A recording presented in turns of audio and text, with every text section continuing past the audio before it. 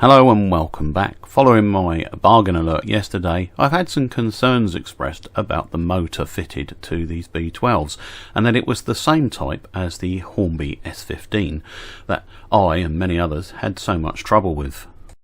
Therefore it seemed like an idea to open her up and see what we had. You need to follow the instructions, but basically you need to remove the front bogie and remove the screw that holds the bogie arm, and then the little screw underneath the bogie. And at the back there is a screw that retains the body that's between the drop plate. It's one of the models with the tender plug, which is a poxy horrible thing, but I made these tweezers by just simply bending over and clipping them that you can get down and pull the plug out without too much damage. So once the body came off, and it is fairly tight at the front, what have we got inside? Well, indeed it is one of those motors.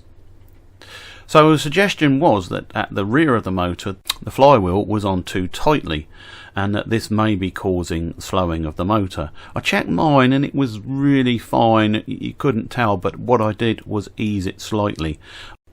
I eased it by putting a screwdriver between the back of the flywheel and the front of the motor, at the front of the motor, to hold it still, and then just used another small screwdriver to just ease between the bearing and the rear flywheel. I got it there in the end, and just do it so that it just cracks, and then there is just a fraction of movement, which is all you need in the armature. It was then time for the rolling road test. What I did find was that the gear tower you're looking at there and the bearing were bone dry, as were the bearings on the motor, and also the opposite side on the left of the gear tower, totally dry. And of course the rear flywheel and motor bearing needed lubricating, and that would just make sure that there is no snagging there. At the start of the test I took a temperature reading of the motor just to see what it was like, and it was showing 23 degrees. And while I had the loco dismantled, I took a chance to have a close look at the cab detail that you can see there. And also you can see the hole now where the rear screw fits through to secure the body. After my initial checks and adding lubricant, we were down to 142 milliamps, which isn't too bad, and it was going at a good lick, and everything seemed quite free. Quite interesting, it's been running for a while now, and the current has dropped to a more acceptable level. It just sounds freer. Let's do another temperature test then, and see what we've got.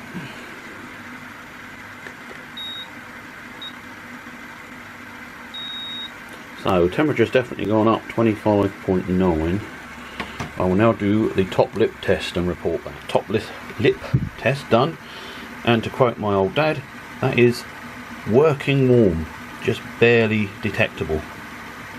So we'll keep her running and see what happens.